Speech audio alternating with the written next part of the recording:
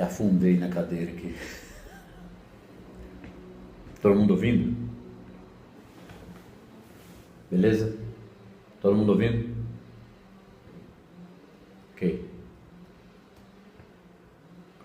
O praticante pode perceber isso até dentro da meditação, porque é na reinterpretação, na dor ou no conflito, seja ele de qualquer ordem, que está o nosso termômetro da prática.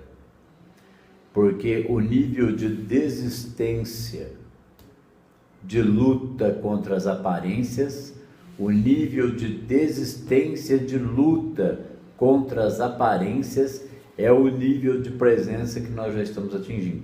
Não significa que estar consciente dela com dor não seja estar consciente. Ele deve permanecer no caminho, né? Eu sou persistente, vai ter aqui no capítulo 10 do Sabedorias, que é o permaneça, estar, né? Ainda que eu andasse pelo vale da sombra da morte, é quando eu descobri Gênesis ou descobri a verdade, mas ainda estou no vale da sombra da morte. Então, se ele está aqui comigo, mesmo nessa dor, daqui eu sairei. Ele entende, ele levantou dos mortos. Ele não é mais refém da vida, ok? Ele já tem condição de reinterpretar, seja a dor que for.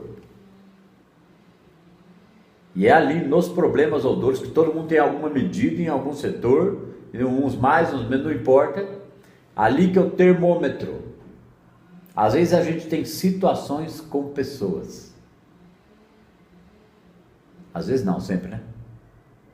E nessas situações com pessoas a gente mede o nosso nível de entrega e reconhecimento da presença no que está diante de nós. Ainda que a gente entre em alguns momentos de indignação, aquilo em 1 ou 2 dias é resolvido dentro do praticante. Vamos lá, né? Caminho Infinito, capítulo 10, o X da questão, Sabedorias do Caminho Infinito. Frases colecionadas por Joel, e devem ter tido muitas outras, mas nós temos acesso a essas. Por exemplo, quem vai estudar as cartas, vê que é um compêndio de raciocínios da prática, não é verdade? Sabe quantas vezes eu li as cartas? Nenhuma, até hoje. Sabe por que eu não posso ler aquilo lá? Porque a hora que eu ler aquilo lá vira aula. Então eu tenho foco nos atendimentos, em alguns estudos e nisso daqui. E o Caminho Infinito o tempo todo roda. O livro que mais rodou na minha mente foi esse aqui, porque esse é o livro do atendimento. É o livro do segundo curso, aonde nós estamos na aula 31. Falando desse assunto. Vamos lá.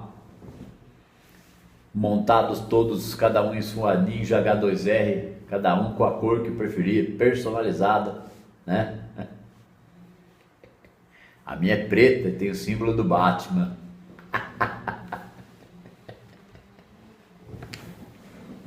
Sabedorias do Caminho Infinito.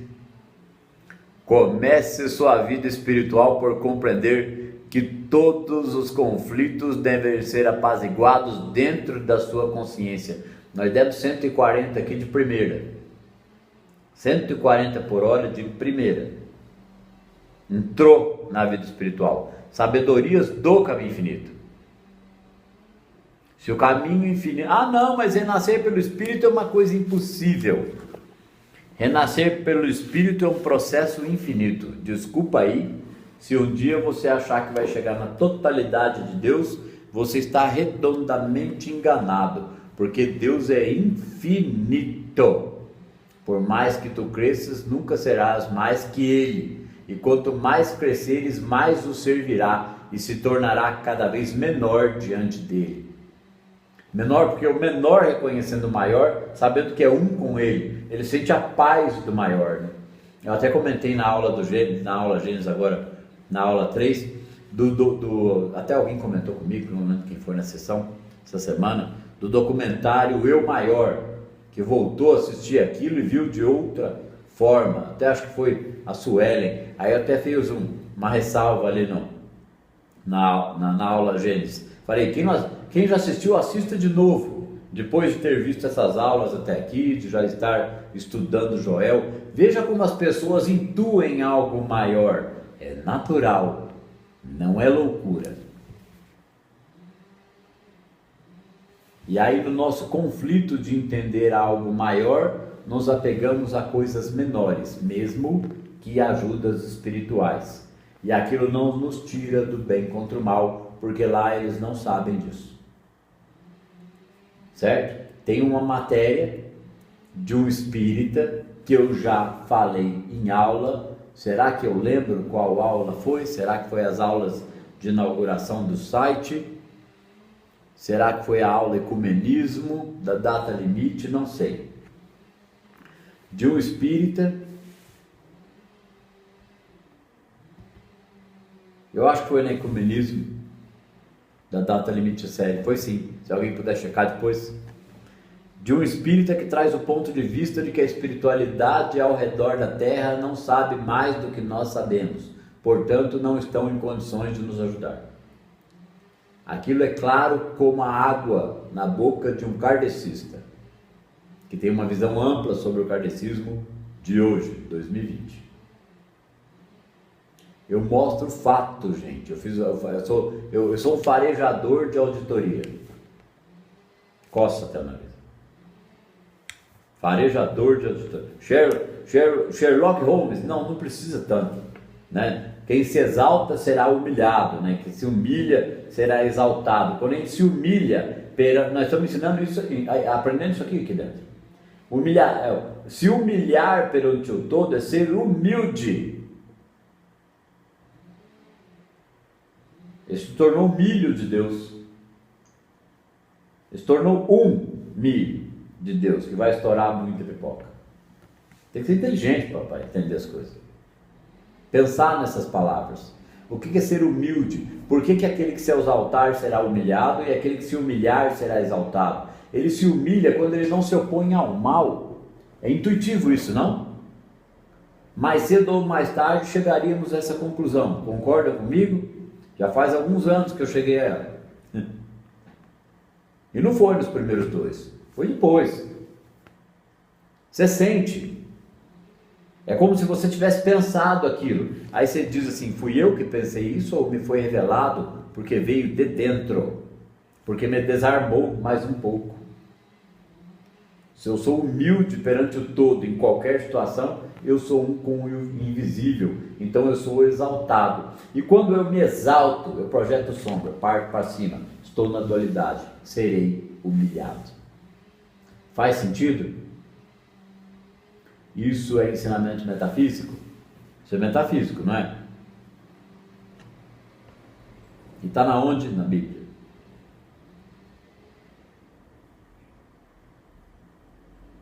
Então pega um camarada meio revoltado da vida, que cabulava a aula, planejou supletivo, né? Fez outras peripécias. Aí até os 30 fala, não, esse cara está passando dos limites, enfia ele na lama. Só tira de lá a hora que for acordar.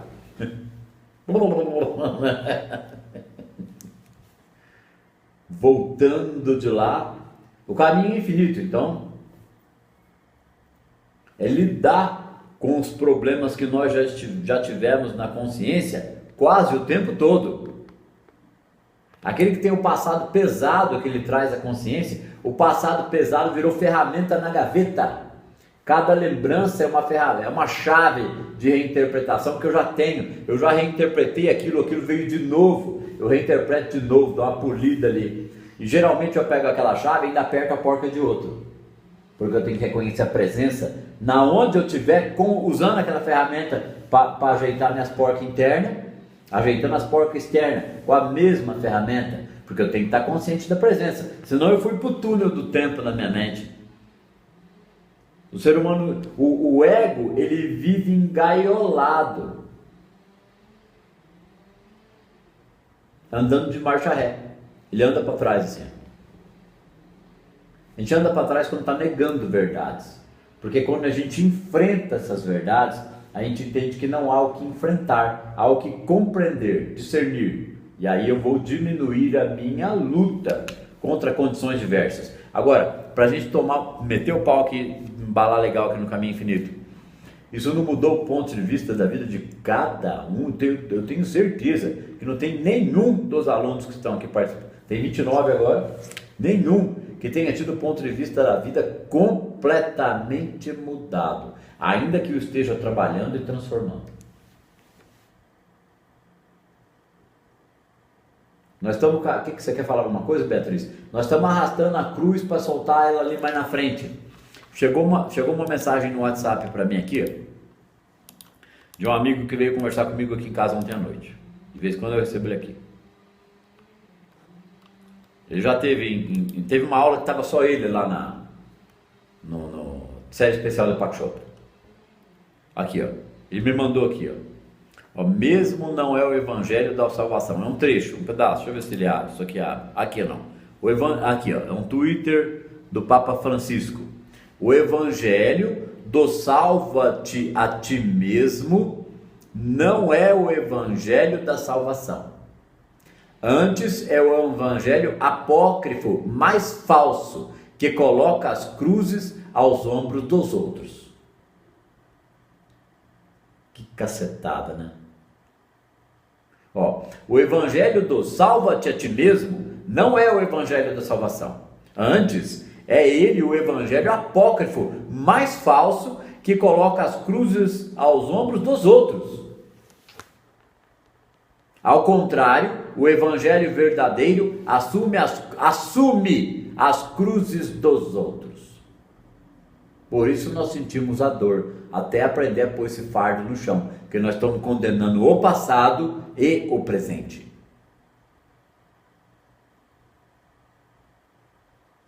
Entenderam por que existe na Bíblia condenação eterna? Um dia acumulou tanta informação ali que senão Deus não seria misericordioso. Dá um salto de consciência, ele sai da condenação eterna. Ele não vai mais condenar situações, memórias, cenas e aparências. Ele está se libertando, renascendo pelo Espírito. Ele é um com o Pai. Ele atravessou esse deserto. Ou está atravessando, né? Porque a experiência de Jesus no deserto, gente, foi um ir para as cabeças para atingir a altura que ele atingiu. Vocês entenderam isso? Imaginem atingir um nível de compreensão máximo e perceber que falta algo. Ele entra no deserto e diz: vou ficar vivo, sem comer e sem beber, por 40 dias. Ele decidiu foi isso que ele decidiu. Isso é um trabalho interior, é uma decisão psicológica, é um que se dane, é uma surtada. O cara já estava vendo um monte de coisa, entendendo um monte de coisa. Que nem até, o pessoal fala de erro da prática, né? Condena um pouco o erro da prática. Até tem que lembrar de responder para a Suelen um negócio da questão dessa semana, que tinha a ver com isso aí um pouco. Quem sabe depois eu até jogo no grupo. O Joel, qual é o trecho que ele explica? Tem um trecho que ele explica quando Jesus foi orar, porque ele ia morrer no dia seguinte, que teve uns camaradas lá que estavam com ele que pegou no sono, e ele ficou pé da vida. Mas logo depois aquilo passou, ele entendeu que eles não tinham condições de vigiar com ele daquela forma, que era dentro da meditação contemplativa, no nada, e não pensando que no dia seguinte ia morrer. Isso era vigília, e meditação contemplativa, horas. Ele precisava daquela consciência da presença para cumprir o que a presença tinha soprado nos ouvidos dele. Tu levantarás dos mortos, não duvide. Ele não decidiu fazer assim. Eu sou o alquimista, eu faço assim, eu aplico essa lei e vou levantar dos mortos. Vocês vão ver. Cego. Ele ouviu, ele foi intuído, a gente vai sendo guiado. E o que nos guia no nível em que nós estamos? Tudo que está diante dos nossos olhos todo dia, inclusive enquanto sentimentos interiores. Porque se a gente dá essa rasgada de verbo, a gente tira a gente da ilusão de que a prática é sentir uma leveza toda hora. Chega nela, tá? Chega nela. Eu tenho bons momentos eu terminei aquele negocinho lá que eu pus no ar ali, era 2h30 da manhã. Eu falei, será que eu descanso? Será que... Então, beleza, acorda aí, dá aula. Né? Porque a hora que eu deitei eu não conseguia dormir, eu queria ficar pensando naquilo. Né? Falei, não, eu preciso dormir, porque eu tenho 7 horas, tenho que estar de pé por 8 horas, começar a aula. Né? Então falamos aqui a frase do Francisco, vamos voltar lá no livro.